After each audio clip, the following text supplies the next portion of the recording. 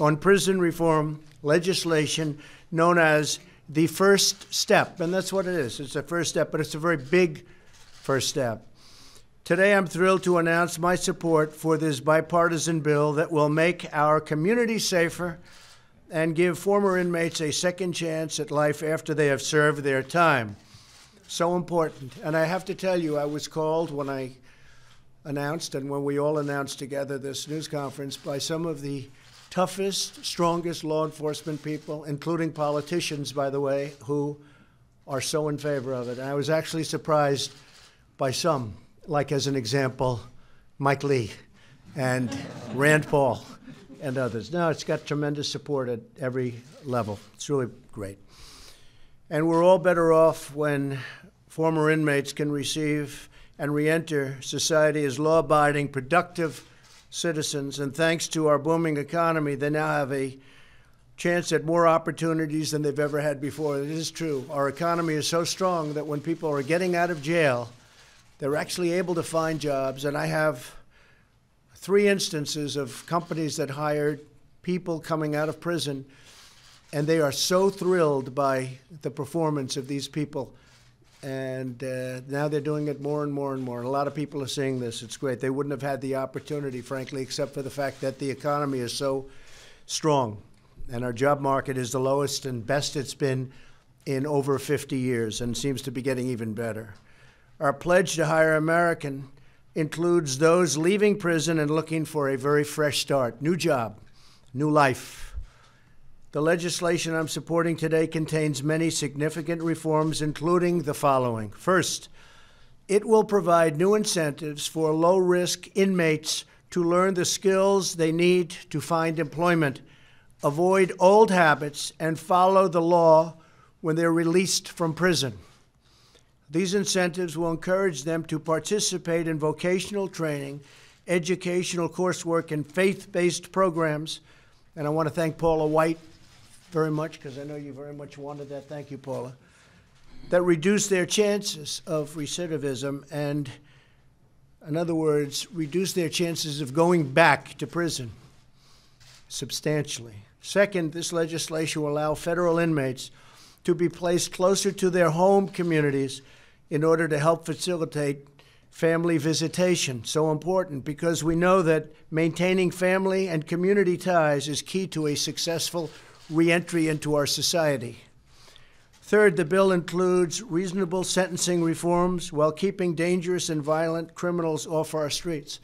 In many respects, we're getting very much tougher on the truly bad criminals, of which, unfortunately, there are many. But we're treating people differently for different crimes. Some people got caught up in situations that were very bad. I give an example of Mrs. Alice Johnson, who served 21 years, and she had, I think, another 25 or so to go. So she would have been in there for close to 50 years for something that other people go in and they get slapped on the wrist, which is also wrong, by the way, which is also wrong. But I'll never forget the scene of her coming out of prison after 21 years and greeting her family, and everybody was crying. Her sons, her grandsons, everybody was crying and hugging and holding each other. It was a beautiful thing to see. It was a very tough situation. Among other changes, it rolls back some of the provisions of the Clinton crime law that disproportionately harmed the African-American community. And you all saw that, and you all know that. Everybody in this room knows that. It was very disproportionate and very unfair. Throughout this process, my administration has worked closely with law enforcement. Their backing has ensured that this legislation remains tough on crime. It's got to remain very tough on crime, and supports the tremendous work of our police and the tremendous job that law enforcement does throughout our country, our communities. They do an incredible job. We have great respect for law enforcement. We're honored that 7 of the major police organizations, including the Fraternal Order of Police and the International Association of Police Chiefs, have fully endorsed this bill.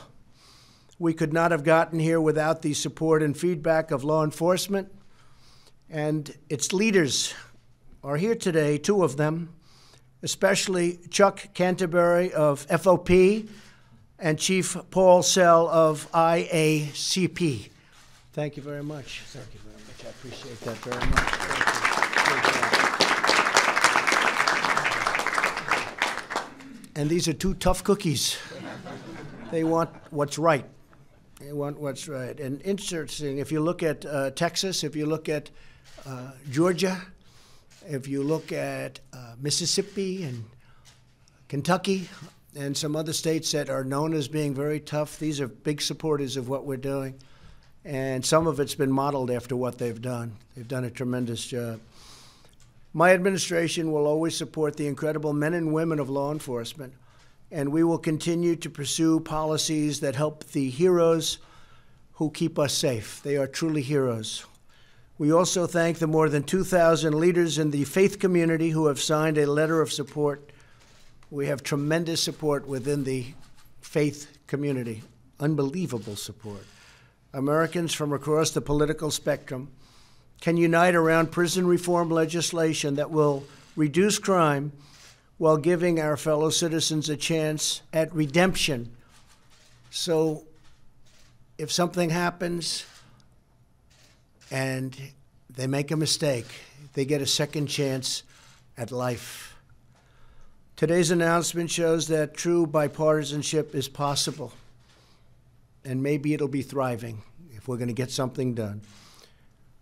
When Republicans and Democrats talk, debate, and seek common ground, we can achieve breakthroughs that move our country forward and deliver for our citizens. And that's what we're doing today, and I have great respect for the people standing alongside of me. I urge lawmakers in both House and Senate to work hard and to act quickly and send a final bill to my desk, and I look very much forward to signing it. This is a big breakthrough for a lot of people. They've been talking about this for many, many years.